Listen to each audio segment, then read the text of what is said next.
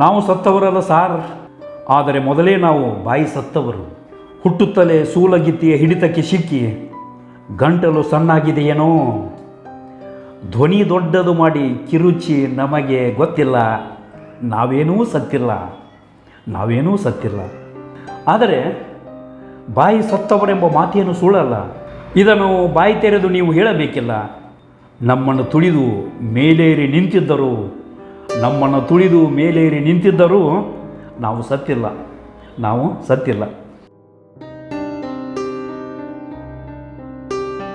100 ಜನ ಕವಿಗಳನ್ನು ನೋಡ್ತೀವಲ್ಲ, ಅದರೊಳಗೆ ಒಂದು 10 ಜನ ವಿಮರ್ಶಕರು ಸಿಗ್ತಾರೆ ಬರೀ. ಅಂದ್ರೆ ಎಲ್ಲರೂ ಕವಿ, ನಾನೂ ಕವಿ, ಅವರು ಕವಿ, ಸಾಕಷ್ಟು ಜನ ಕವಿಗಳು ಇದ್ದಾರೆ. ತುಂಬ ಗಟ್ಟಿಯಾಗಿರುವಂಥ ಈ ಒಂದು ಕಾವ್ಯ ಬರ್ತಾಯಿಲ್ಲ ಅನ್ನುವಂಥ ಒಂದು ನಿರಾಶೆ ನನ್ನದು ಕೂಡ ಇದೆ. ಅದೇನೇ ಇರಲಿ, ಒಟ್ಟು ಸಾಹಿತ್ಯ ಕೃಷಿ ನಡೀತಾ ಇದೆಯಲ್ಲ, ಅದು ಸಮಾಧಾನ. ಆ ನಂತರ 2000 ನಂತರ ನಾನು 2005 ಸುಮಾರಿಗೆ ಒಂದು ಕವನ ಸಂಕಲನ ಪ್ರಕಟಣೆ ಮಾಡಿದೆ, ನಿನ್ನೆ ನಾಳೆಗಳ ಮಧ್ಯೆ. ಡಾಕ್ಟರ್ ಮರುಳು ಸಿದ್ದಯ್ಯ ಅವರು ಅದಕ್ಕೆ ಮುನ್ನುಡಿಯನ್ನು ಬರೋರು. ಡಾಕ್ಟರ್ ಸಾಸಿ ಮರುಳಯ್ಯ ಅನ್ನುವಂಥವ್ರು ಅದಕ್ಕೆ ಭಾಳ ಚಂದವಾಗಿ ಮುನ್ನುಡಿ ಬರೆದು ಕೊಟ್ಟರು. ಆನಂತರ ಅಬ್ಬಾಸ್ ಮೇಲ್ನಿ ಅವರು ಬೆನ್ನುಡಿ ಬರೆದು ಕೊಟ್ಟರು ಅದಕ್ಕೆ. ಅದು ನನ್ನ ಮೊಟ್ಟ ಮೊದಲ ಕವನ ಸಂಕಲನ. ಕಾವ್ಯದ ಮೂಲಕವಾಗಿಯೇ ಸಾಹಿತ್ಯ ಕ್ಷೇತ್ರವನ್ನು ಪ್ರವೇಶ ಮಾಡಿರುವಂಥದ್ದು. ಆಗಾಗ ಬಿಡಿ ಪದ್ಯಗಳನ್ನು ಬರೆದು ಡಾಕ್ಟರ್ ಗುರ್ಲಿಂಗ್ ಕಾಪ್ಸೆ ಅವರಿಗೆ, ಗುರುಗಳಿಗೆ ತೋರಿಸ್ತಾ ಇದ್ದೆ. ಅವರೆಲ್ಲ ತಿದ್ದುಪಡಿ ಮಾಡಿಕೊಡ್ತಾಯಿದ್ರು. ಅವರು ಆಗ ಒಂದು ಪತ್ರ ಬರೆದು ನಮ್ಮ ತಂದೆಯವರಿಗೆ, ಏನಂದ್ರೆ ನಿಮ್ಮ ಚಿರಂಜೀವನ ಡಾಕ್ಟರ್ ಬಸವಗುಡ್ಡದವ್ರಿಗೆ ಪತ್ರ ಬರೆದು ಡಾಕ್ಟರ್ ಗುರ್ಲಿಂಗ್ ಕಾಪ್ಸೆ ಅವರು ಭಾಳ ಒಡನಾಟ ಇತ್ತು ಅವರಿಗೆ. ಆವಾಗ ಒಂದು ಪತ್ರ ಬರೆದು ಏನಂತಂದರೆ, ನಿಮ್ಮ ಚಿರಂಜೀವ ರಾಜಶೇಖರ್ನಲ್ಲಿ ಅವನ ಕಾವ್ಯಶಕ್ತಿಯನ್ನು ನೋಡಿದರೆ ನಿಮ್ಮನ್ನು ಮೀರಿಸುವಂತಿದೆ ಅಂತ ತಿಳ್ಕೊಂಡು ಒಂದು ಪತ್ರ ಬರೆದರು ಅವರು. ಅದನ್ನು ಕಾಯ್ದು ಇಟ್ಕೊಂಡಿದ್ದೆ ನಾನು. ಆ ಒಂದು ದೃಷ್ಟಿಯಿಂದ ಅವರ ಪ್ರೋತ್ಸಾಹ, ಗುರುಗಳಾದ ಕಾಪ್ಸೆಯವರ ಪ್ರೋತ್ಸಾಹ, ಪ್ರೇರಣೆ, ಅವರೆಲ್ಲ ತಿದ್ದುಪಡಿ ಮಾಡಿದರು. ಅವರ ಮಾತುಗಳ ಮೂಲಕವಾಗಿಯೇ, ಭಾಷಣದ ಮೂಲಕವಾಗಿಯೇ ನನಗೆ ಬಹಳ ರೋಮಾಂಚನ ಆಗಿಬಿಡ್ತು. ಸಾಹಿತ್ಯ ಕ್ಷೇತ್ರದೊಳಗೆ ಏನಾದರೂ ಒಂದಿಷ್ಟು ತಂದೆಯವರ ಹೆಸರನ್ನು ಉಳಿಸ್ಬೇಕನ್ನುವಂಥ ದೃಷ್ಟಿಯಿಂದ PhD ಕೂಡ ಮಾಡಿದೆ. ಆನಂತರ ನಿನ್ನೆ ನಾಳೆಗಳ ಮಧ್ಯೆ ಮೊದಲನೇ ಕವನ ಸಂಕಲನ. ಆನಂತರ ಸಂಶೋಧನಾತ್ಮಕವಾಗಿರುವಂಥ ಒಂದು ಕೃತಿ PhD, ಚಿತ್ತರಿಗೆ ಎಳಕಲ್ಲ ಶ್ರೀ ವಿಜಯ ಮಹಾಂತೇಶ್ವರ ಸಂಸ್ಥಾನ ಮಠ, ಒಂದು ಸಾಂಸ್ಕೃತಿಕ ಅಧ್ಯಯನ ಅನ್ನುವಂಥದ್ದು. ಇಲ್ಲಿವರೆಗೆ ಬಿಡಿಯಾಗಿರುವಂಥ ಈ ಒಂದು ಪುಸ್ತಕಗಳು ಕೂಡ ಬಂದಿದ್ವು ಆ ಮಠದ ಬಗ್ಗೆ. ಒಂದು ಕ್ರಾಂತಿಕಾರಿಯಾಗಿರುವಂಥ ಒಂದು ಮಠ ಅದು ಎಳಕಲ್ ಮಠ. ಸಾಮಾಜಿಕವಾಗಿರುವಂಥ ಒಂದು ಕ್ರಾಂತಿ, ಮಹಾಂತ ಜೋಳಿಗೆ ಮೂಲಕವಾಗಿಯೇ ಕ್ರಾಂತಿ ಮಾಡಿರುವಂಥದ್ದು. ವೈಚಾರಿಕವಾಗಿರುವಂಥ ನಿಟ್ಟಿನೊಳಗೆ ಮಹಾಂತ ಸ್ವಾಮಿಗಳ ಸಾಧನೆ ಅದು ಅದ್ಭುತವಾಗಿರುವಂಥದ್ದು. ಅವರು ಸ್ವಾಮೀಜಿಯವರ ಒಡನಾಟದ ಮೂಲಕವಾಗಿಯೇ ಅವ್ರು ಹೇಳ್ತಾಯಿದ್ರು, ಅವರಿಗೆ ಗೌರವ ಡಾಕ್ಟರೇಟ್ ಕರ್ನಾಟಕ ವಿಶ್ವವಿದ್ಯಾಲಯದವ್ರು ಕೊಟ್ಟಾಗ ಅವ್ರು ಹೇಳಿದರು, ಇಲ್ಲಪ್ಪ ನೀವು ಎಲ್ಲ ಗುರುತಿಸಿದ್ರಿ, PhD ಮಾಡಿದ್ರಿ ಕರ್ನಾಟಕ ವಿಶ್ವವಿದ್ಯಾಲಯದವರು. ನನ್ನ ಸಾಮಾಜಿಕವಾಗಿರುವಂಥ, ಧಾರ್ಮಿಕವಾಗಿರುವಂಥ, ಶೈಕ್ಷಣಿಕವಾಗಿರುವಂಥ ಮತ್ತು ಸಾಹಿತ್ಯಿಕವಾಗಿರುವಂಥ ಸುಮಾರು 100 ಗ್ರಂಥಗಳನ್ನು ಪ್ರಕಟಣೆ ಮಾಡಿದ್ದಾರೆ. ಶ್ರೀ ವಿಜಯ ಮಹಾಂತೇಶ ಧರ್ಮ ಪ್ರಸಾರಕ ಮಂಡಲದಿಂದ 100 ಪುಸ್ತಕಗಳನ್ನು ಪ್ರಕಟಣೆ ಮಾಡಿದ್ದಾರೆ. ಆ ಮಠದ ಬಗ್ಗೆ ನಾನು PhD ಮಾಡಿದಾಗ ಸ್ವಾಮೀಜಿಯವರು ಬಹಳ ಸಂತೋಷಗೊಂಡರು, ಖುಷಿಗೊಂಡರು, ಆಶೀರ್ವಾದ ಮಾಡಿದರು. ಅದನ್ನು ಮಠದಿಂದ ನಾವೇ ಪ್ರಕಟಣೆ ಮಾಡ್ತೀವಿ ಅಂತ ತಿಳ್ಕೊಂಡು ಹೇಳಿದರು. ಅದು ಈಗ 3ನೇ ಮುದ್ರಣ ನಡೆದದ್ದು. ಈ ಸದ್ಯ 2 ಮುದ್ರಣ ಮುಗಿದು 3ನೇ ಮುದ್ರಣ ಕೂಡ ಅದು ನಡೀತಾ ಇದೆ. ಆನಂತರ ಇನ್ನೊಂದು ಮೈಸೂರಿನ ಅಖಿಲ ಭಾರತ ಕರ್ನಾಟಕ ವಚನ ಸಾಹಿತ್ಯ ಪರಿಷತ್ ಅಂತಿದೆ. ಅವರು 111 ಪುಸ್ತಕಗಳನ್ನು ಪ್ರಕಟಣೆ ಮಾಡ್ತಾಯಿದ್ರು. ಎಲ್ಲ ಶರಣರ ಬಗ್ಗೆ ಪ್ರಕಟಣೆ ಮಾಡ್ತಾಯಿದ್ರು. ರತ್ನಮ್ಮ ಅಂತ ತಿಳ್ಕೊಂಡು ಒಬ್ಬರು ಪ್ರಾಚಾರ್ಯರು ಮತ್ತು ಅವರು ಲೇಖಕಿಯರು, ಅದರ ಒಂದು ರೂವಾರಿ. ವಚನ ಸಾಹಿತ್ಯ, ಪ್ರಗತಿಪರ ಸಾಹಿತ್ಯ ಅನ್ನುವಂಥ ಒಂದು 100 ಪುಟದ ಪುಸ್ತಕ ಬರೆದುಕೊಡ್ಲಿಕ್ಕೆ ಹೇಳಿದರು. ಅದನ್ನು ಬರೆದುಕೊಟ್ಟೆ. ಅದು ಕೂಡ ಪ್ರಕಟಣೆ ಆಯಿತು. ಅವರೇ ಪ್ರಕಟಣೆ ಮಾಡಿದರು. ಭಾಳ ಖುಷಿಯಾದಂಥ ಒಂದು ಸಂಗತಿ. ಅಂದರೆ ವಚನಕಾರರಲ್ಲಿ ವೈಚಾರಿಕವಾಗಿರುವಂಥ ಈ ಒಂದು ದೃಷ್ಟಿಕೋನ, ಅಂದರೆ ಪ್ರಗತಿಪರವಾದಂಥ ಮನೋಧರ್ಮ ವಚನಕಾರರಲ್ಲಿ ಮತ್ತು ಈ ಒಂದು ವಚನ ಸಾಹಿತ್ಯದೊಳಗೆ ಹೇಗೆ ಅದು ಅಭಿವ್ಯಕ್ತಿಗೊಂಡಿವೆ ಅನ್ನುವಂಥದ್ದನ್ನು ಕುರಿತಾಗಿ ವಚನಗಳನ್ನು ಆಧಾರವಾಗಿ ಇಟ್ಟುಕೊಂಡು ಬರೆದಿರುವಂಥ ಒಂದು ಕೃತಿ ವಚನ ಸಾಹಿತ್ಯ, ಪ್ರಗತಿಪರ ಸಾಹಿತ್ಯ. ಅದಾದಮೇಲೆ ಸುಮಾರು ನಮ್ಮ ಗುಳೇದಗುಡ್ಡದ ಒಬ್ಬ ಮಡಿವಾಳಪ್ಪ ಪಟ್ಟಣ ಶೆಟ್ಟಿ ಅಂತೇಳಿ ಪ್ರಪ್ರಥಮ ಶಾಸಕರಾಗಿ ಕೆಲಸ ಮಾಡಿರುವಂಥವ್ರು. ಅವರು ಸುಮಾರು 4 ಸಲ MLA ಆಗಿರುವಂಥವ್ರು, ಮಡಿವಾಳಪ್ಪ ಪಟ್ಟಣ ಶೆಟ್ಟಿ ಅಂತೇಳಿ. ಅವರ ಜೀವನ ಚರಿತ್ರೆ 2014 ಅವರ ಜನ್ಮ ಶತಮಾನೋತ್ಸವವನ್ನು ಆಚರಣೆ ಮಾಡುವಂಥ ಸಂದರ್ಭದೊಳಗೆ ಅವೆಲ್ಲ ದಾಖಲೆಗಳನ್ನು ತೆಗೆದುಕೊಂಡು ಬಂದು ನಾನು ನಡೆದು ಬಂದ ದಾರಿ ಅಂತ ತಿಳ್ಕೊಂಡು ಮಾಜಿ ಯೋಧರು ಮತ್ತು ಸ್ವಾತಂತ್ರ್ಯ ಹೋರಾಟಗಾರರು, ಮಾಜಿ ಶಾಸಕರಾಗಿರುವಂಥ ಮಡಿವಾಳಪ್ಪ ಪಟ್ಟಣ ಶೆಟ್ಟಿಯವರು ನಾನು ನಡೆದು ಬಂದ ದಾರಿ ಅಂತೇಳಿ 87-88 ಅದು ಆತ್ಮಚರಿತ್ರೆಯನ್ನು ಬರೆದಿದ್ರು. ಅದನ್ನು ನಾನು ಇಟ್ಕೊಂಡು ಮತ್ತು ಕೆಲವರು ಮುದುಕಪ್ಪ ಕಲಬುರ್ಗಿ ಅಂತೇಳಿ ಸ್ವಾತಂತ್ರ್ಯ ಹೋರಾಟಗಾರರನ್ನು ಸಂಪರ್ಕಿಸಿ ಅವರ ಸಮಕಾಲೀನರಾಗಿರುವಂಥ 3-4 ಜನರನ್ನು ಸಂಪರ್ಕಿಸಿ ಒಂದು ಗದಗ ವೀರಶೈವ ಅಧ್ಯಯನ ಅಕಾಡೆಮಿ ಅಂತೇಳಿ ಅಥವಾ ಡಾಕ್ಟರ್ ಎಂ ಕಲಬುರ್ಗಿ ಸಂಶೋಧನಾ ಸಂಸ್ಥೆ ಅಂತೇಳಿ ಇತ್ತೀಚೆಗೆ ಮಾಡಿದ್ದಾರೆ. ಅದರಿಂದ ಮಡಿವಾಳಪ್ಪ ಪಟ್ಟಣ ಶೆಟ್ಟಿ ಜೀವನ ಚರಿತ್ರೆ ಗದಗಿನ ತೋಂಟದಾರ್ಯ ಮಹಾಸ್ವಾಮಿಗಳೇ ಅದನ್ನು ಪ್ರಕಟಣೆ ಮಾಡಿದರು. ಸಾಹಿತ್ಯಿಕವಾಗಿರುವಂಥ ಕೃತಿಗಳನ್ನು ಮಠದಿಂದ ಪ್ರಕಟಣೆ ಮಾಡಬೇಕಾದ್ರೆ ಅದಕ್ಕೆ ಮಾರ್ಗದರ್ಶನವನ್ನು ನೀಡಿದಂಥವ್ರು ಡಾಕ್ಟರ್ ಎಂ ಕಲಬುರ್ಗಿ ಅವರು. ಅವರಿಗೆ ಫೋನ್ ಮಾಡಿ ಗದಗಿನ ಜಗದ್ಗುರು ತೋಂಟದಾರ್ಯ ಸ್ವಾಮಿಗಳು ಅವರಿಗೆ ಫೋನ್ ಮಾಡಿ ಹಿಂಗೆ ಸ್ವಾತಂತ್ರ್ಯ ಹೋರಾಟಗಾರರಾಗಿರುವಂಥ ಗುಳೇದಗುಡ್ಡದ ಮಡಿವಾಳಪ್ಪ ಪಟ್ಟಣ ಶೆಟ್ಟಿಯವರ ಜೀವನ ಚರಿತ್ರೆಯ ಕುರಿತಾಗಿ ಒಂದು ಪುಸ್ತಕವನ್ನು ಕೃತಿಯನ್ನು ಬರೆಸಬೇಕಾಗಿದೆ, ಅದಕ್ಕೆ ಯಾರಿಗೆ ಕೊಡೋನು, ಯಾರಿಗೆ ಲೇಖಕರು ಯಾರು ಬರೆಯುವಂಥವ್ರು ಅಂತ ಕೇಳಿದಾಗ ಡಾಕ್ಟರ್ ಎಂ ಕಲಬುರ್ಗಿ ಅವರು ಬಹಳ ಅಚ್ಚರಿಯಾಗಿರುವಂಥ ಅವರು ಹೇಳಿರುವಂಥ ಮಾತು ಕೇಳಿದ್ರೆ ನನಗೆ ಭಾಳ ರೋಮಾಂಚನ ಆಗಿಬಿಡ್ತದೆ.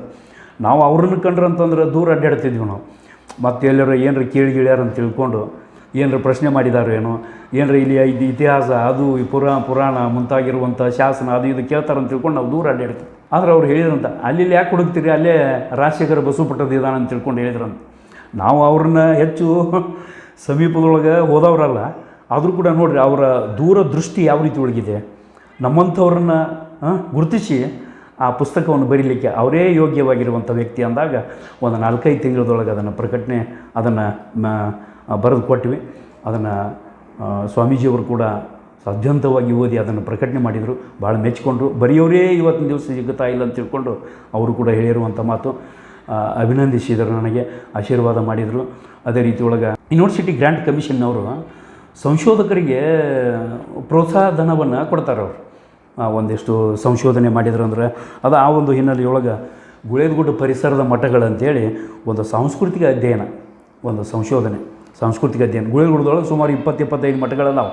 ಮಠಗಳ ಬಗ್ಗೆ ನಾನು PhD ಮಾಡಿದ್ದರಿಂದ ಇಲ್ಲಿ ಮಠಗಳ ಒಂದು ಸಾಂಸ್ಕೃತಿಕವಾಗಿರುವಂಥ, ಧಾರ್ಮಿಕವಾಗಿರುವಂಥ, ಶೈಕ್ಷಣಿಕವಾಗಿರುವಂಥ ಶ್ರೀಮಠದ ಗುರು ಪರಂಪರೆ ಏನು, ಶ್ರೀಮಠದ ಶಾಖಾ ಮಠಗಳು ಅವ್ರು ಏನೇನು ಇವೆಲ್ಲ ಬೇರೆ ಬೇರೆ ಸಾಮಾಜಿಕ, ಧಾರ್ಮಿಕ, ಶೈಕ್ಷಣಿಕ ಮತ್ತು ಸಾಹಿತ್ಯಿಕವಾಗಿ ಏನೇನು ಕೆಲಸ ಮಾಡಿದ್ದಾವೆ ಅಂತ ತಿಳ್ಕೊಂಡು ಒಂದು ಮಾಡಬೇಕು ಅನ್ನುವಂಥ ಸಂಕ್ಷಿಪ್ತವಾಗಿ ಒಂದು 106 ಪುಟದ ಪುಸ್ತಕವನ್ನು UGCಯ ಗುಳೇದಗುಡ್ಡ ಪರಿಸರದ ಮಠಗಳು ಒಂದು ಸಾಂಸ್ಕೃತಿಕ ಅಧ್ಯಯನ ಅನ್ನುವಂಥದ್ದನ್ನು ನಾನು ಮಾಡಿದೆ.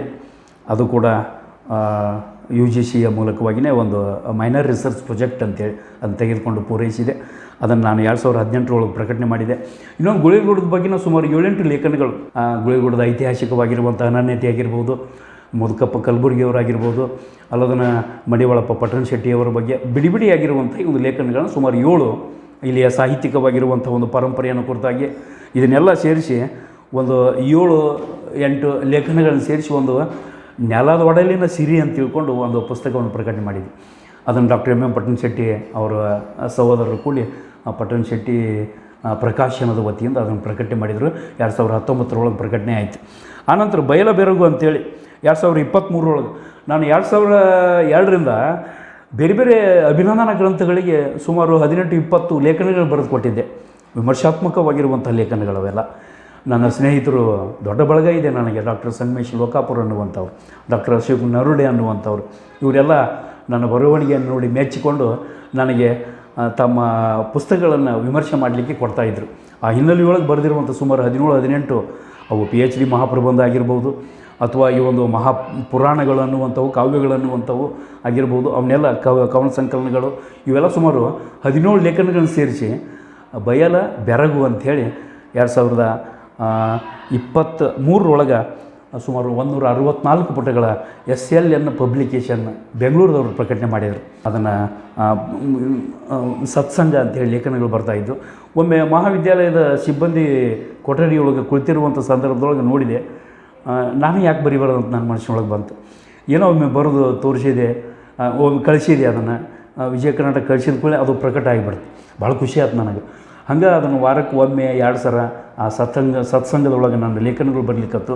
ಸುಮಾರು 18-20 ವಿಜಯ ಕರ್ನಾಟಕ ಸತ್ಸಂಗದೊಳಗೆ ಕಿರು ಲೇಖನಗಳು ಪ್ರಕಟಣೆ ಆದಾಗ ಸುಮ್ಮನೆ ಇಟ್ಕೊಂಡು ಕುಂತೇನು ನೋಡೋದು, ಅವನಿಗೆ ಇನ್ನಷ್ಟು ಸೇರಿಸಿ ಸುಮಾರು ಒಂದು 32 ಸೇರಿಸ್ಬೇಕಂತ ನನ್ನ ತಲೆಯೊಳಗಿತ್ತು. 32 ರಾಘವ ಆಡಯ್ಯ ಅಂತೇಳಿ ಬಸವಣ್ಣವರು ವಚನದೊಳಗೆ ಹೇಳಿದಂತೆಯೇ ಒಂದು 32 ಕಿರು ಲೇಖನಗಳ, ಯಾಕಂದರೆ ಅದು ವ್ಯಕ್ತಿತ್ವ ವಿಕಸನಕ್ಕೆ ಸಂಬಂಧಪಟ್ಟಿರುವಂಥ ಲೇಖನಗಳು ಅನ್ನುವಂಥ ದೃಷ್ಟಿಕೋನದಿಂದ ಅದನ್ನು ವಿದ್ಯಾರ್ಥಿಗಳಿಗೆ ಅನುಕೂಲ ಆಗ್ತದೆ ಅನ್ನುವಂಥದ್ದು ಅಂತೇಳಿ ವಚನಗಳ ವಿಮರ್ಶೆ ಮಾಡಿರುವಂಥದ್ದು. ಒಂದೊಂದು ವಚನವನ್ನು ಇಟ್ಕೊಂಡು ವಿಮರ್ಶೆಗಳನ್ನು ಮಾಡಿದ್ದು. ದಾರ್ಶನಿಕರಾಗಲಿ ಅಥವಾ ಮಹಾತಪಸ್ವಿಗಳಾಗಲಿ ಅಥವಾ ಸಾಧು ಸಂತರು, ಶರಣರು ಇವರೆಲ್ಲ ಹೇಳಿರುವಂಥ ಆ ನುಡಿಗಟ್ಟುಗಳನ್ನು ಇಟ್ಟುಕೊಂಡು ವಿಮರ್ಶೆ ಮಾಡಿರುವಂಥ ಒಂದು ಸಂಕಲನ ಅದು ವಿವೇಕ ಚಿಂತಾಮಣಿ ಅಂಥೇಳಿ ಅದು 2024 ಪ್ರಕಟಣೆಯಾಗಿರುವಂಥದ್ದು. ಹೀಗೆ ಸುಮಾರು 7-8 ನನ್ನ ಸ್ವತಂತ್ರವಾಗಿರುವಂಥ ಕೃತಿಗಳು ಪ್ರಕಟಣೆಯಾಗಿದ್ದಾವೆ. ಬಹಳ ಮುಖ್ಯವಾಗಿ ಇನ್ನೂ 4-5 ಪುಸ್ತಕಗಳು ನಾನು ಇದ್ದಾವೆ, 4-5 ಪುಸ್ತಕಗಳಿದ್ದಾವೆ. ಅದರೊಳಗೆ ಒಂದು ಹಸ್ತಪ್ರತಿ ರೆಡಿಯಾಗಿದೆ, DTP ಆಗಿದೆ ಎಲ್ಲವೂ ಕೂಡ. ಅದು ಮುದುಕಪ್ಪ ಕಲಬುರ್ಗಿ ಅವರು ಸ್ವಾತಂತ್ರ್ಯ ಹೋರಾಟಗಾರ. 2013-14 ಮಡಿವಾಳಪ್ಪ ಪಟ್ಟಣಶೆಟ್ಟಿ ಪುಸ್ತಕ ಬರೆಯುವಂಥ ಸಂದರ್ಭದೊಳಗೆ ಮುದುಕಪ್ಪ ಕಲಬುರ್ಗಿ ಅವರು ಸ್ವಾತಂತ್ರ್ಯ ಹೋರಾಟಗಾರರಾಗಿರುವಂಥ ಮುದುಕಪ್ಪ ಕಲಬುರ್ಗಿಯವರು ಯಾವ ರೀತಿ ಈ ಭಾಗದೊಳಗೆ ಸ್ವಾತಂತ್ರ್ಯ ಹೋರಾಟವನ್ನು ಮಾಡಿದರು ಅನ್ನುವಂಥದ್ದನ್ನು ಕುರಿತಾಗಿ ಅವರ ಎಲ್ಲ ಇತಿಹಾಸ, ಅವರ ಜೊತೆಗೆ ಸಂದರ್ಶನ ಮಾಡಿದ್ದು ಎಲ್ಲವನ್ನು ಸಹಿತ ನಾನು ಅದನ್ನು ಮಾಹಿತಿ ಸಂಗ್ರಹ ಮಾಡಿ ಅದರ ಜೊತೆಗಿನ ಮಡಿವಾಳಪ್ಪನವ್ರ ಬಗ್ಗೆಯೂ ಇವರಿಂದ ಮಾಹಿತಿಯನ್ನು ತೆಗೆದುಕೊಂಡು ಆ ಪುಸ್ತಕಗಳು ಬರೆದಿರುವಂಥದ್ದು. ಮತ್ತು ಕಲಬುರ್ಗಿಯವ್ರ ಬಗ್ಗೆಯೂ ಕೂಡ ಅವರು ಸುಮಾರು 4-5 ವರ್ಷಗಳ ಹಿಂದೆ ತೀರಿಕೊಂಡು ಹೋದರು. ಆ ಮಾತು ಬೇರೆ, ಅದು ಪ್ರಕಟಣೆ ಆಗಬೇಕಾಗಿದೆ. ಮುದುಕಪ್ಪ ಕಲಬುರ್ಗಿ ಅವ್ರ ಜೀವನ ಚರಿತ್ರೆ ಅದು ಕೂಡ ರೆಡಿ ಇದೆ. ಮತ್ತು 2014 ಸುಮಾರಿನೊಳಗೆ ಮಡಿವಾಳಪ್ಪ ಪಟ್ಟಣಶೆಟ್ಟಿ ಪುಸ್ತಕ ಪ್ರಕಟಣೆ ಆಗುವಾಗ ನನಗೆ ಗದಗಿನ ಡಾಕ್ಟರ್ ತೋಂಟದ ಸಿದ್ಧಲಿಂಗ ಮಹಾಸ್ವಾಮಿಗಳು ಒಂದು ಪತ್ರವನ್ನು ಕಳಿಸಿದರು. ಅಗದಿ ನಿಮ್ಮ ತಂದೆಯವರ ಬಗ್ಗೆ ಡಾಕ್ಟರ್ SS ಬಸವಪಟ್ಟದವ್ರ ಬಗ್ಗೆ ಜೀವನ ಚರಿತ್ರೆ ನೀನೇ ಬರೀಬೇಕು, ನಾವೇ ಮಠದವರು ಪ್ರಿಂಟ್ ಮಾಡ್ತೀವಿ ಅಂತ ತಿಳ್ಕೊಂಡು ಹೇಳಿದರು. ಸುಮಾರು 10 ವರ್ಷ ಆಯ್ತು. ಈಗ ಅದು ಇನ್ನೂ ಸ್ವಲ್ಪ ನೆನೆಗುದಿಗೆ ಬಿದ್ದದ, ಕೊನೆ ಹಂತದೊಳಗದ. ಅದನ್ನು ಕೂಡ ಶ್ರೀ ಮಠದ ಮೂಲಕವಾಗಿ ಈಗಿನ ಡಾಕ್ಟರ್ ಸಿದ್ಧಲಿಂಗ ಮಹಾಸ್ವಾಮಿಗಳಿಂದ, ಸಿದ್ದರಾಮ ಮಹಾಸ್ವಾಮಿಗಳಿಂದ ಅದನ್ನು ಮಠದಿಂದನೇ ನಮ್ಮ ತಂದೆಯವರ ಜೀವನ ಚರಿತ್ರೆ ಪ್ರಕಟಿಸಬೇಕು ಅನ್ನುವಂಥ ಕೊನೆಯ ಹಂತದೊಳಗೆ ಇದೆ. ಅದು ಕೂಡ ಪುಸ್ತಕ ಜೀವನ ಚರಿತ್ರೆ. ಆನಂತರ ಇನ್ನೊಂದು ಸಂಶೋಧನೆ ಮತ್ತು ವಿಮರ್ಶೆಗೆ ಸಂಬಂಧಪಟ್ಟಿರುವಂಥ ಸುಮಾರು 20 ಲೇಖನಗಳದಾವೆ. ಸುಮಾರು 20 ಲೇಖನಗಳಿದಾವೆ. ಅಪ್ರಕಟಿತವಾಗಿರುವಂಥವು ಕೂಡ ಅದರೊಳಗೆ ಅದಾವ. ಕೆಲವು ಬೇರೆ ಬೇರೆ ಅಭಿಜ್ಞಾನ ಗ್ರಂಥಗಳಲ್ಲಿ ಅವು ಪ್ರಕಟಣೆಯಾಗಿರುವಂಥವು ಅದಾವ. ಹೀಗೆ ಇನ್ನೂ 3-4 ಪುಸ್ತಕಗಳು ಬರಬೇಕಾಗಿದೆ. ಆಗಾಗ ವಿಮರ್ಶೆ, ಚಿಂತನೆ ಮತ್ತು ಸಂಶೋಧನಾ ಲೇಖನಗಳನ್ನು ನಾನು ಬರಿತಾ ಇರ್ತೀನಿ. ಈ ರೀತಿಯೊಳಗೆ ಸುಮಾರು ಸ್ವತಂತ್ರವಾಗಿರುವಂಥ ಕೃತಿಗಳೇ 10-12 ಕೃತಿಗಳಾಗ್ತವೆ. ಇನ್ನು ಸಂಪಾದನೆಗೆ ಸಂಬಂಧಪಟ್ಟಂತೆ ಸಹಕಾರ ಸಂಪದ ಅಂತೇಳಿ ಲಕ್ಷ್ಮೀ ಸಹಕಾರಿ ಬ್ಯಾಂಕಿನ ಸಹಕಾರ ಸಂಪದ 95ನೇ ಸುಮಾರಿನೊಳಗೆ ಶರಣ ಸಂಗಮ ಅನ್ನುವಂಥ ಗುರುಸಿದ್ದೇಶ್ವರ ಮಠದಿಂದ ಅದು ಶರಣ ಸಂಗಮ ಸಮಾರಂಭದ ಒಂದು ಸಂಪಾದನೆ ಮಾಡಿರುವಂಥದ್ದು. ಇನ್ನೊಂದು ಚಾಲುಕ್ಯ ಸೌರಭ ಅಂತೇಳಿ ಒಂದು ಕವನ ಸಂಕಲನ, ಅದರೊಳಗೆ ಸಂಪಾದಕ ಮಂಡಳಿಯೊಳಗೂ ಕೂಡ ಕೆಲಸ ಮಾಡಿದ್ದು. ಮುದ್ರಣ ಸುವರ್ಣ ಅಂತೇಳಿ ಶ್ರೀ ಸಂಗಮೇಶ್ ಪ್ರಿಂಟಿಂಗ್ ಪ್ರೆಸ್ನವರು ಪ್ರಕಟಣೆ ಮಾಡಿರುವಂಥ ಅದನ್ನು ಡಾಕ್ಟರ್ ಶಿಲಾಕಾಂತ್ ಪತ್ತಾರ್ ಅವ್ರ ಜೊತೆಗೆ ನಾನು ಕೂಡ ಸೇರಿಕೊಂಡು ಅದನ್ನು ಸಂಪಾದನೆ ಮಾಡಿರುವಂಥದ್ದು.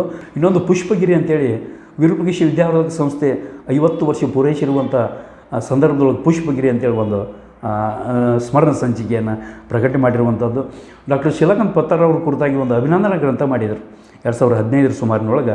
ಕಲ್ಲೋಜ ಅಂಥೇಳಿ ಆ ಸಂಪಾದಕ ಮಂಡಳಿಯೊಳಗೆ ಕೂಡ ನಾನು ಅಲ್ಪ ಸೇವೆಯನ್ನು ಮಾಡಿರುವಂಥದ್ದು. ಅನಂತರ ಲಕ್ಷ್ಮೀ ಸಹಕಾರಿ ಬ್ಯಾಂಕಿನ ಶತಮಾನೋತ್ಸವ ಸಮಾರಂಭದೊಳಗೆ ಶತಶಿರಿ ಅಂಥೇಳಿ ಅದರ ಬಹಳ ಮುಖ್ಯ ಸಂಪಾದನೆಯ ಹೊಣೆಯನ್ನು ಅದರ ಅಧ್ಯಕ್ಷರಾಗಿದ್ದಂಥ ರಾಜಶೇಖರ ಶೀಲವಂತರವರು ನನ್ನ ಮೇಲೆ ಜವಾಬ್ದಾರಿ ವಹಿಸಿದ್ರಿಂದ ಭಾಳ ವ್ಯವಸ್ಥಿತವಾಗಿ, ಭಾಳ ಸುಂದರವಾಗಿ ಆ ಪುಸ್ತಕವನ್ನು ಕೂಡ ಸಂಪಾದನೆ ಮಾಡಿಕೊಟ್ಟಿರುವಂಥದ್ದು. ಆನಂತರ 2 ಭಾಳ ಮುಖ್ಯವಾಗಿರುವಂಥದ್ದು ಅಂದರೆ ನಮ್ಮ ರಾಣಿ ಚೆನ್ನಮ್ಮ ವಿಶ್ವವಿದ್ಯಾಲಯದು 2016ರಿಂದ 2020 ಸಂದರ್ಭದೊಳಗೆ ಸಾಹಿತ್ಯ ಸ್ಪಂದನ 1 ಅಂಥೇಳಿ ಒಂದು 2-3 ಮಂದಿ ನಾವು ಪ್ರೊಫೆಸರ್ಸ್ ಸೇರಿಕೊಂಡು ಅದನ್ನು ಸಂಪಾದನೆ ಮಾಡಿರುವಂಥದ್ದು ಸಾಹಿತ್ಯ ಸ್ಪಂದನ ಅಂಥೇಳಿ ಒಂದು ಪಠ್ಯಪುಸ್ತಕ. ಅದು ಒಂದು ಪಠ್ಯಪುಸ್ತಕ. ಅದೇ ರೀತಿ ಒಳಗೆ ಇನ್ನೊಂದು ದಾರಿಯ ಬುತ್ತಿ ಅಂಥೇಳಿ BSc 3ನೇ ವರ್ಷದ 3ನೇ ಸೆಮಿಸ್ಟರ್ದ ಪಠ್ಯಪುಸ್ತಕ ದಾರಿಯ ಬುತ್ತಿ ಅಂಥೇಳಿ ಅದನ್ನು ಕೂಡ ಸಂಪಾದನೆ ಮಾಡಿರುವಂಥದ್ದು. ಅದು 2022ರಿಂದ 2025ರವರೆಗೆ ರಾಣಿ ಚೆನ್ನಮ್ಮ ವಿಶ್ವವಿದ್ಯಾಲಯದ ವಿದ್ಯಾರ್ಥಿಗಳು BSc ವಿದ್ಯಾರ್ಥಿಗಳು ಅದನ್ನು ಈಗಲೂ ಕೂಡ ಅಧ್ಯಯನ ಮಾಡ್ತಾ ಇದ್ದಾರೆ. ಹೀಗೆ ನನ್ನ ಸ್ವತಂತ್ರವಾಗಿರುವಂತಹ ಕೃತಿಗಳ ಜೊತೆಗೆ ಸಂಪಾದನಾ ಕ್ಷೇತ್ರದೊಳಗೂ ಕೂಡ ಸಾಹಿತ್ಯಿಕವಾಗಿರುವಂಥ ಈ ಒಂದು ಕ್ಷೇತ್ರದೊಳಗೂ ಕೂಡ ಒಂದು ವೈಚಾರಿಕವಾಗಿರುವಂಥ ಸೃಜನಶೀಲವಾಗಿರುವಂಥ ಸಂಶೋಧನೆ, ವಿಮರ್ಶೆ, ಅದು ಅಧ್ಯಾಪನ, ಬರವಣಿಗೆ ಬೇರೆ ಬೇರೆ ಆಗಿರುವಂಥ ರೀತಿಯೊಳಗೆ ಭಾಳ ಚಟುವಟಿಕೆ ಮೂಲಕವಾಗಿಯೇ ಸುಮಾರು 60 ವರ್ಷಗಳ ಮೂಲಕವಾಗಿಯೇ ನಾನು ನಿರಂತರವಾಗಿ ಮಾಡಿಕೊಂಡು ಬಂದಿದ್ದೇನೆ. ಈ ಒಂದು ಸಾಹಿತ್ಯಿಕ ಬರವಣಿಗೆ ಏನಿದೆಯಲ್ಲ ಮತ್ತು ಭಾಷಣ ಏನಿದೆಯಲ್ಲ ಇನ್ನೂ ಮಾಡಬೇಕು ಅನ್ನುವಂಥ ಒಂದು ಮನಸ್ಸು, ಒಂದು ತವಕ ನನ್ನಲ್ಲಿದೆ. ಈ ದೃಷ್ಟಿಯಿಂದ ನನ್ನ ಅಲ್ಪವಾಗಿರುವಂಥ ಇದು ಸಾಹಿತ್ಯ ಕ್ಷೇತ್ರದೊಳಗೆ ನಾನು ಬೆಳೆದುಕೊಂಡು ಬಂದಿರುವಂಥ ಒಂದು ಬಗೆ ಅನ್ನುವಂಥದ್ದನ್ನು ಸಂದರ್ಭದೊಳಗೆ ಅಲ್ಲಿಯ ವಿಶ್ವವಿದ್ಯಾಲಯದ ಶೈಕ್ಷಣಿಕವಾಗಿರುವಂಥ ಈ ಒಂದು ಗುಣಮಟ್ಟವನ್ನು ಕಾಯ್ದುಕೊಳ್ಳುವಂಥ ಸಂದರ್ಭದೊಳಗೆ ಕೆಲವು ಒಳ್ಳೆಯ ಸಾಧನೆಯನ್ನು ಅಥವಾ ಕಾರ್ಯಗಳನ್ನು ಪ್ರಾಮಾಣಿಕವಾಗಿ ಕೆಲಸ ಮಾಡತಕ್ಕಂಥವ್ರನ್ನ ವಿಶ್ವವಿದ್ಯಾಲಯದ ಅಧಿಕಾರಿಗಳು ಗುರುತಿಸ್ತಾರೆ.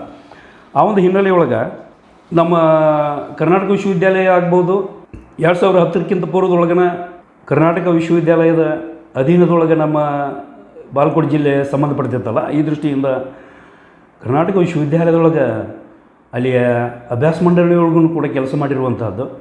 ಆನಂತರ 2010 ನಂತರ ರಾಣಿ ಚೆನ್ನಮ್ಮ ವಿಶ್ವವಿದ್ಯಾಲಯ ಪ್ರತ್ಯೇಕಗೊಂಡಂಥ ಸಂದರ್ಭದೊಳಗೆ ನಾವೆಲ್ಲ ಸ್ವಲ್ಪ ಹಿರಿಯ ಪ್ರಾಧ್ಯಾಪಕರಾಗಿ ಕೆಲಸ ಮಾಡಿರ್ತಕ್ಕಂಥ ಆ ಸನ್ನಿವೇಶದೊಳಗೆ ಕೆಲವೊಂದು ವಿಚಕ್ಷಕ ದಳ ಅನ್ನುವಂಥದ್ದು, ಅಂದರೆ ಸ್ಕ್ವಾಡ್ ಕಮಿಟಿ ಒಳಗೆ ಕೆಲಸ ಮಾಡಿರುವಂಥದ್ದು, ಆನಂತರ ಬಾಹ್ಯ ಮೇಲ್ವಿಚಾರಕರಾಗಿ ಹೋಗಿರುವಂಥದ್ದು, ಆನಂತರ ಭಾಳ ಮುಖ್ಯವಾಗಿ ರಾಣಿ ಚೆನ್ನಮ್ಮ ವಿಶ್ವವಿದ್ಯಾಲಯದ ಶಾಸ್ತ್ರೀಯ ಕನ್ನಡ ಅಭ್ಯಾಸ ಮಂಡಳಿ ಒಳಗೆ ವಿಭಾಗದೊಳಗೆ ಪಠ್ಯಕ್ರಮ ನಿರೂಪಣಾ ಆಯ್ಕೆ ಸಮಿತಿ ಅದರೊಳಗೆ 2017 ಕೆಲಸ ಮಾಡಿರುವಂಥದ್ದು.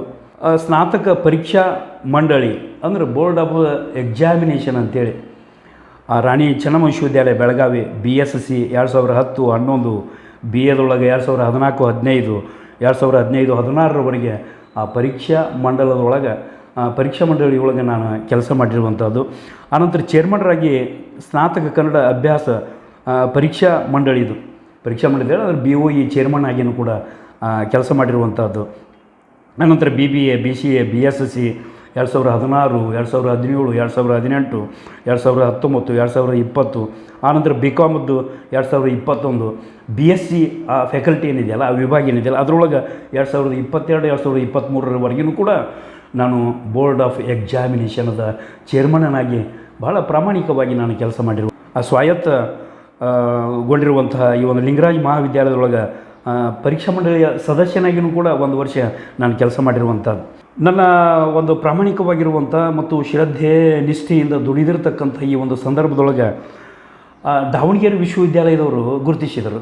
ಈಗಾಗಲೇ ಒಂದು 2 ವರ್ಷದಿಂದ ಬಾಹ್ಯ ಸದಸ್ಯನಾಗಿ ಅದು ಏನಂದರೆ PhD ಡಾಕ್ಟರಲ್ ಸಮಿತಿ, ಆನಂತರ ಕನ್ನಡ ಸ್ನಾತಕ ಕನ್ನಡ ಅಭ್ಯಾಸ ಮಂಡಳಿ ಅಂತೇಳಿ BOS board of studies Kannada ಅಭ್ಯಾಸ ಮಂಡಳಿ ಅದರ ಸದಸ್ಯನಾಗಿಯೂ ಕೂಡ 2020ರಿಂದ 2022 ಕೂಡ ನಾನು ಕೆಲಸ ಮಾಡಿರುವಂಥದ್ದು. ಒಬ್ಬ ಬಾಹ್ಯ ಸದಸ್ಯನಾಗಿ ಕಾರ್ಯನಿರ್ವಹಣೆ ಮಾಡ್ತಾ ಇದ್ದೇನೆ.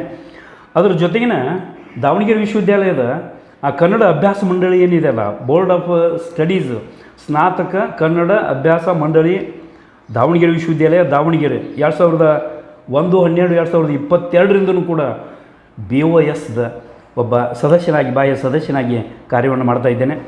ಆನಂತರ ರಾಣಿ ಚೆನ್ನಮ್ಮ ವಿಶ್ವವಿದ್ಯಾಲಯದ ಚೇರ್ಮನ್ರಾಗಿ ವಿಚಕ್ಷಕ ದಳದ ಸ್ಕ್ವಾಡ್ ಅಂತ ತಿಳ್ಕೊಂಡಿರ್ತದಲ್ಲ ಪರೀಕ್ಷೆದ್ದು, ಆ ಸಂದರ್ಭದೊಳಗೆ ಅದರ ಚೇರ್ಮನ್ನಾಗಿಯೂ ಕೂಡ 2023 ನಾನು ಕೆಲಸ ಮಾಡಿರುವಂಥದ್ದು.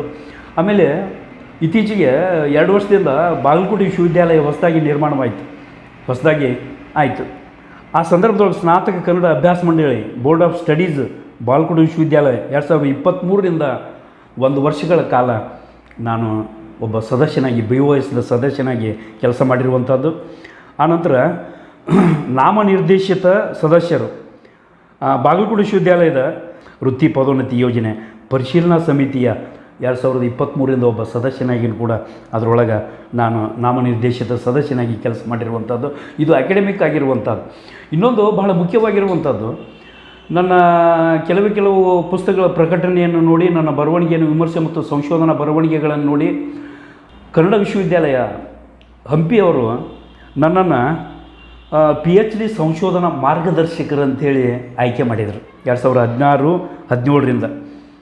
ಡಾಕ್ಟರ್ ರವೀಂದ್ರನಾಥ, ಡಾಕ್ಟರ್ ವೀರೇಶ್ ಬಡಿಗೇರ್ ಅನ್ನುವಂಥವ್ರು, ಡಾಕ್ಟರ್ FT ಹಳ್ಳಿಕೇರಿ ಅನ್ನುವಂಥವ್ರು, ಇವರೆಲ್ಲ ನನಗೆ ನನ್ನ ಬರವಣಿಗೆ, ನನ್ನ ಸಾಹಿತ್ಯಿಕವಾಗಿರುವಂಥ ಕಾರ್ಯ ಸಾಧನೆಯನ್ನು ಮೆಚ್ಚಿಕೊಂಡು ಅವರು ತಮ್ಮ ಹಸ್ತಪ್ರತಿ ಶಾಸ್ತ್ರ ವಿಭಾಗದೊಳಗೆ ಮಾರ್ಗದರ್ಶಕನಾಗಿ ಅವರು ನನ್ನನ್ನು ಸೇರಿಸಿಕೊಂಡರು. ಇದುವರೆಗೆ 3 ವಿದ್ಯಾರ್ಥಿಗಳು PhD ಪಡೆದುಕೊಂಡಿರುವಂಥದ್ದು, ನನ್ನ ಮಾರ್ಗದರ್ಶನದೊಳಗೆ ಪಡೆದುಕೊಂಡಿರುವಂಥದ್ದು ತುಂಬ ಸಂತೋಷದ ಒಂದು ಸಂಗತಿ ಅನ್ನುವಂಥ ಈ ಒಂದು ಮಾತುಗಳನ್ನು ಹೇಳುತ್ತಾನೆ. ಈ ಒಂದು ಹಿನ್ನೆಲೆಯಲ್ಲಿ ಬೇರೆ ಬೇರೆ ಈ ಒಂದು ಸಾಹಿತ್ಯ ಸಮ್ಮೇಳನ, ತಾಲೂಕು ಸಮ್ಮೇಳನ, ಜಿಲ್ಲಾ ಸಮ್ಮೇಳನ ಮತ್ತು ಧಾರವಾಡದ ಸಾಹಿತ್ಯ ಸಂಭ್ರಮ ಅನ್ನುವಂಥದ್ದು, ಇಂಥವೆಲ್ಲ ಹಸ್ತಪ್ರತಿ ಸಮ್ಮೇಳನಗಳು ಬೇರೆ ಬೇರೆ ಇವೆಲ್ಲ ಈ ಸಾಹಿತ್ಯಿಕವಾಗಿರುವಂಥ ಈ ಒಂದು ಚಟುವಟಿಕೆಗಳಲ್ಲಿ ಕಮ್ಮಟಗಳಲ್ಲಿ ಕಾರ್ಯಾಗಾರಗಳಲ್ಲಿ ನಾನು ಭಾಗವಹಿಸಿ ಭಾಳ ತೃಪ್ತಿಯನ್ನು ತಂದುಕೊಂಡಿರುವಂಥದ್ದು. ಆಕಾಶವಾಣಿಯೊಳಗೂ ಕೂಡ ನನ್ನ ಚಿಂತನೆಗಳು ಪ್ರಸಾರವಾಗಿದ್ದಾವೆ, ನನ್ನ ಕವಿತೆಗಳು ಪ್ರಸಾರವಾಗಿದ್ದಾವೆ. ಅದರ ಜೊತೆಗಿನ ನನ್ನ PhD ಮಹಾಪ್ರಬಂಧಕ್ಕಾಗಲೇ ಹೇಳಿದೆ, PhD ಮಹಾಪ್ರಬಂಧಕ್ಕೆ ಶ್ರೀ ಗುರುಸಿದ್ಧ ಪ್ರಭುದೇವ್ರ ನವಕಲ್ಯಾಣ ಮಠ ಸುವರ್ಣ ಪದಕ ಅಂದರೆ ಗೋಲ್ಡ್ ಮೆಡಲ್ ನನ್ನ PhD ಮಹಾಪ್ರಬಂಧ ಆಗಿರುವಂಥದ್ದು ಖುಷಿ ಕೊಡುವಂಥ ಸಂಗತಿ. ಅದ್ರ ಜೊತೆಗಿನ ಸುಮಾರು 10-16 ಈ ಒಂದು ಪ್ರಶಸ್ತಿಗಳು ಕೂಡ ಸಂದಿದ್ದಾವೆ. ಅದರೊಳಗೆ ಶ್ರೀ ದೇವರ ದಾಸಿಮಯ್ಯ ಸಹಸ್ರ ಮಾನೋತ್ಸವ ಪ್ರಶಸ್ತಿ ಕರ್ನಾಟಕ ಸರ್ಕಾರದವರು ಕೂಡ ಮಾಡುವಂಥ, ಶ್ರೀ ಮುದ್ನೂರು ಮಹಾಸಂಸ್ಥಾನ ಮಠ ಟ್ರಸ್ಟ್ ಮುದ್ನೂರು ಅವರು 2010 ಬಸವ ಜ್ಯೋತಿ ಪ್ರಶಸ್ತಿ ಬಸವ ಕೇಂದ್ರ ಚಿತ್ರದುರ್ಗದವರು, ಆನಂತರ ದೇವರ ದಾಸಿಮಯ್ಯ ಸಾಹಿತ್ಯ ಶ್ರೀ ಪ್ರಶಸ್ತಿ ಮತ್ತು ನಗದು ಪುರಸ್ಕಾರ 2013 ಸುಮಾರಿನೊಳಗೆ, ಜಿಲ್ಲಾ ರಾಜ್ಯೋತ್ಸವ ಪ್ರಶಸ್ತಿನೂ ಕೂಡ ಬಾಲ್ಕೋಟ್ ಜಿಲ್ಲೆಯವರು 2017 ನೀಡಿರುವಂಥದ್ದು. ಆನಂತರ ಸಾಹಿತ್ಯ ರತ್ನ ಪ್ರಶಸ್ತಿ ಒಪ್ಪತ್ತೇಶ್ವರ ಮಠದಿಂದ, ಹೀಗೆ ಸುಮಾರು 16-17 ಈ ಒಂದು ಪ್ರಶಸ್ತಿಗಳು ನನ್ನ ಶೈಕ್ಷಣಿಕ ಮತ್ತು ಸಾಹಿತ್ಯಿಕವಾಗಿರುವಂಥ ಸಾಧನೆಯನ್ನು ಪರಿಗಣಿಸಿ ಕೊಟ್ಟಿರುವಂಥದ್ದು ನನಗೆ ತೃಪ್ತಿಯನ್ನು ನೀಡಿದೆ ಅನ್ನುವಂಥ ಈ ಒಂದು ಮಾತುಗಳನ್ನು ಹೇಳಿ ನನ್ನ ಶೈಕ್ಷಣಿಕವಾಗಿರುವಂಥ ಈ ಒಂದು ಚಟುವಟಿಕೆಗಳ ಒಂದು ಸಂಕ್ಷಿಪ್ತವಾಗಿರುವಂಥ ಒಂದು ಪರಿಚಯದ ಒಂದು ಮಾಹಿತಿಯನ್ನು ತಮಗೆ ನೀಡ್ತಾ ಇದ್ದೇನೆ. ನಮ್ಮ ಪೂಜ್ಯ ತಂದೆಯವರಾದ ಡಾಕ್ಟರ್ SS ಬಸವಪಟ್ಟದವರು ನವೋದಯ ಕಾವ್ಯ ಪರಂಪರೆಯೊಳಗೆ ಬೆಳೆದು ಬಂದವರು. ಅವರು ಕವಿಯಾಗಿಯೇ ಹೆಚ್ಚು ಗುರುತಿಸಿಕೊಂಡಂಥವರು. ನವೋದಯದ ಒಂದು ನಿಸರ್ಗ ಸೌಂದರ್ಯವನ್ನು, ಆದರ್ಶವನ್ನು, ಪ್ರೇಮವನ್ನು ಕುರಿತಾಗಿ, ಪ್ರಕೃತಿಯ ವರ್ಣನೆಯನ್ನು ಕುರಿತಾಗಿ, ಆದರ್ಶ ಮೌಲ್ಯಗಳನ್ನು ಕುರಿತಾಗಿ ತಮ್ಮ ಕವಿತೆಗಳ ಮೂಲಕವಾಗಿಯೇ ಅಭಿವ್ಯಕ್ತಿಸಿರುವಂಥವ್ರು. ಅವರು ಇದುವರೆಗೆ 5 ಕವನ ಸಂಕಲನಗಳನ್ನು ಪ್ರಕಟಣೆ ಮಾಡಿದ್ದಾರೆ. ಅದರೊಳಗೆ ಒಂದು ರತ್ನದೀಪ, ಚೈತ್ರಾಗಮನ, ವೀಣಾನಾದ, ಆನಂತರ ಕೊನೆಗೆ 87-88 ಸುಮಾರಿಗೆ ವೈಜಯಂತಿ ಅನ್ನುವಂಥದ್ದು ಮತ್ತು ಸತ್ತವರು ನಾವಲ್ಲ ಅನ್ನುವಂಥ 5 ಕವನ ಸಂಕಲನಗಳನ್ನು ಪ್ರಕಟಣೆ ಮಾಡಿರುವಂಥದ್ದು. ಅವರು ನವೋದಯ ಕವಿಗಳು ಇದ್ದರೂ ಸಹಿತ ನವ್ಯದ ಕಡೆಗೆ ಅವರ ಕಾವ್ಯದ ವಸ್ತು ಏನು ಅನ್ನುವಂಥದ್ದನ್ನು ಕುರಿತಾಗಿ ಅವರು ಬರೆದಿರುವಂತಹ 1-2 ಕವಿತೆಗಳನ್ನು, ಆ ಸಂಕಲನದ ಕವಿತೆಗಳನ್ನು ಇಲ್ಲಿ ಹೇಳಲಿಕ್ಕೆ ನನಗೆ ಬಹಳ ಸಂತೋಷ ಅನ್ನಿಸ್ತದೆ. ಅದರೊಳಗೆ ಈ ಕವನ ಸಂಕಲನದ ಹೆಸರೇ ಸತ್ತವರು ನಾವಲ್ಲ.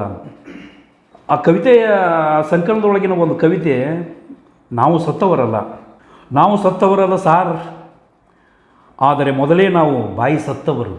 ಹುಟ್ಟುತ್ತಲೇ ಸೂಲಗಿತ್ತಿಯ ಹಿಡಿತಕ್ಕೆ ಸಿಕ್ಕಿ ಗಂಟಲು ಸಣ್ಣಾಗಿದೆಯೇನೋ, ಧ್ವನಿ ದೊಡ್ಡದು ಮಾಡಿ ಕಿರುಚಿ ನಮಗೆ ಗೊತ್ತಿಲ್ಲ, ನಾವೇನೂ ಸತ್ತಿಲ್ಲ. ಆದರೆ ಬಾಯಿ ಸತ್ತವರೆಂಬ ಮಾತೇನು ಸುಳ್ಳಲ್ಲ.